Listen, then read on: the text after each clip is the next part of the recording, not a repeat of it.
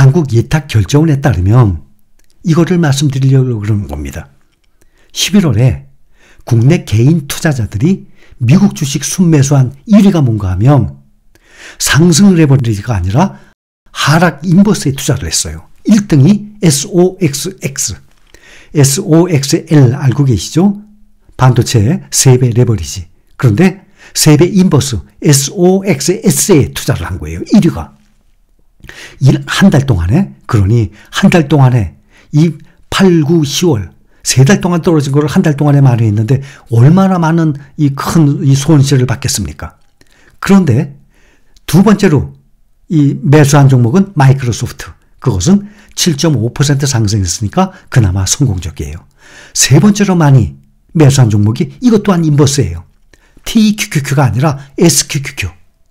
알고들 계시죠? TQQQ는 상승, 3배 상승 레버리지, SQQQ는 3배 하락하는 이 인버스예요. 알고들 계실 겁니다. 이 두 ETF는 상승이 아닌 하락에 베팅하는 변동성이 아주 큰 상품이에요. 한 달 동안에 필라델피아 반도체, 나스닥 100, TQQQ와 SOXL입니다. 보통 10% 전후로 올랐습니다. 그러니 3배 레버리지면 30% 전후의 수익률이에요. 그래도 마이크로소프트는 성공적이지만 매수금액 1위와 3위가 미국 주식시장의 하락에 베팅을 했으니 단 한 달간의 투자 수익률 결과를 보면 레버리지 SOXL은 35% 상승했어요. 한 달간. 그런데 반대로 인버스 SOXS는 마이너스 29% 완전히 갈라졌습니다. 또 나스닥 100에 투자하는 TQQQ 22% 상승이에요. 그런데 SQQQ는 마이너스 18.5%입니다. 여러분들 중에서도 제 생각에 인버스보다는 레버리지에 투자하신 분들이 비중이 훨씬 많이 계시죠? 인버스 투자하신 분들은 그렇게 많지 않을 겁니다. 근데 인버스보다는, 그러니까 인버스와 레버리지 두 종목만 두고 말씀드리는 것입니다. 레버리지에 투자하신 분들이 거의 다일 거예요. 한 달간의 수익률 어땠습니까? 정말 만족스러울 것입니다. 투자의 대가 워런 버핏도 말을 했지만 미국 시장에 하락에 베팅하지 말라고까지 말을 했는데 주가의 상승과 하락의 타이밍을 맞춰서 레버리지와 인버스를 오가는 투자 방법, 이것은 정말 아주 위험하다는 것을 잊지 말아야 할 것입니다. 역사적으로 보면 미국 주식시장이야말로 꾸준히 우상향하는 시장인데 그래도 상승에 베팅을 하는 레버리지도 이 3배의 변동성이 위험해서 우리 모두 더군다나 나이도 있는데 함부로 투자를 하지 못하는데 말이죠.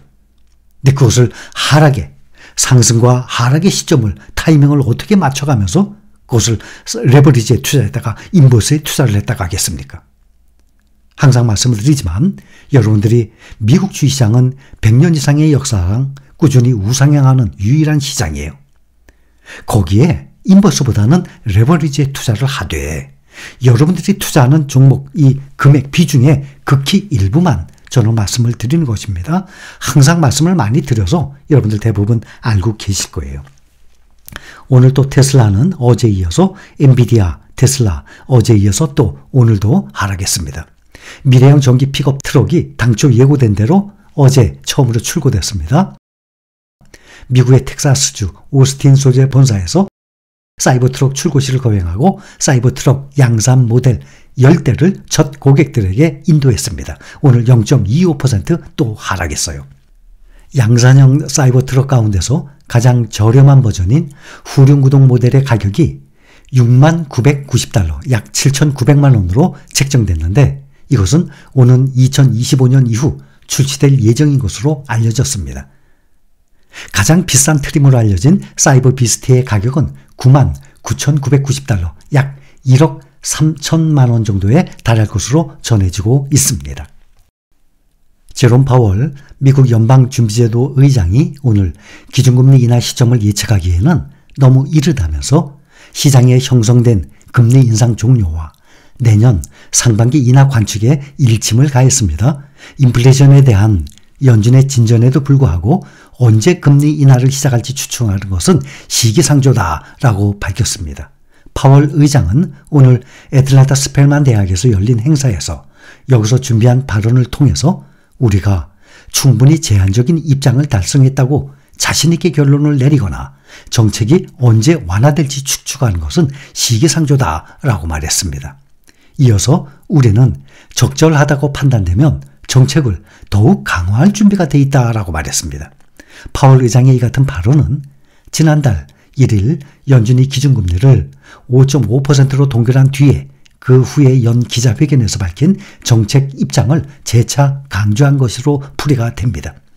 10월에 인플레이션 지표가 둔화하면서 최근 시장에서는 연준이 금리 인상을 사실상 종료한 게 아니냐라는 관측에 무게가 실린 상태예요. 나아가서 시장 전문가들은 연준이 경기 경착륙을 막기 위해서 내년 상반기에 금리 인하에 착수할 것이라는 전망을 속속 내놓고 있습니다.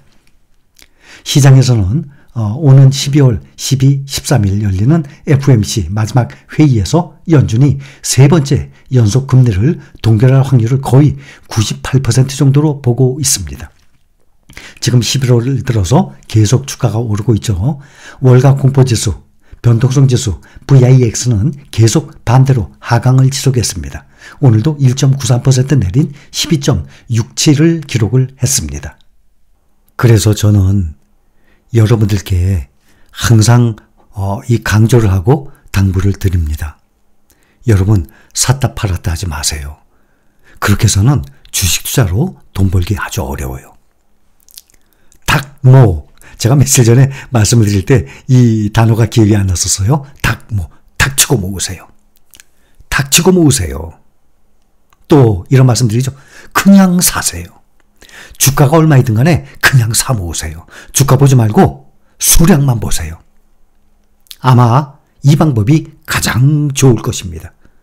제가 반평생을 주시장에 있으면서 투자를 해오면서 느꼈던 점입니다. 근데 많은 좋은 책들 보면 다 그렇게 나옵니다. 여러분, 주가 오르내리는 거 등락 신경 쓰지 마세요. 그래서 여러분들께 주가의 등락에 신경 쓸까봐 제가 멘탈 관리를 가장 중요하게 생각을 하는 것입니다. 여러분, 레버리지 수익 엄청나죠? 그러나 떨어질 때는 반대로 엄청나게 떨어집니다. 그거를 감당할 수 있는 분들 중에서 투자 비중을 일부만 넣으세요. 또 여러분들이 20, 30대 젊은 사람들입니까? 아니에요. 5, 60대 이제 이 근로소득이 거의 끊겨가는 과정이에요. 이미 끊긴 분들도 많이 계시고 그런 상태에서 레버리지 잘못 투자했다가 반토막 이상 나보세요. 말씀을 드리다 보니까 목이 메입니다. 저는 염려가 됩니다. 여러분들이 얼마든지 구글에 가서 TQQQ, SOXL 이 수익률을 얼마든지 확인돼요. 그렇죠? 근데 그러다 보면 야, 그 수익률이 넘으니까 투자 비중에 많은 금액을 거기다 넣는 경우가 생길 것입니다. 수익률이 지금처럼 좋으면 얼마나 좋아요. 그러나 떨어질 것도 항상 염두에 두시기 바랍니다.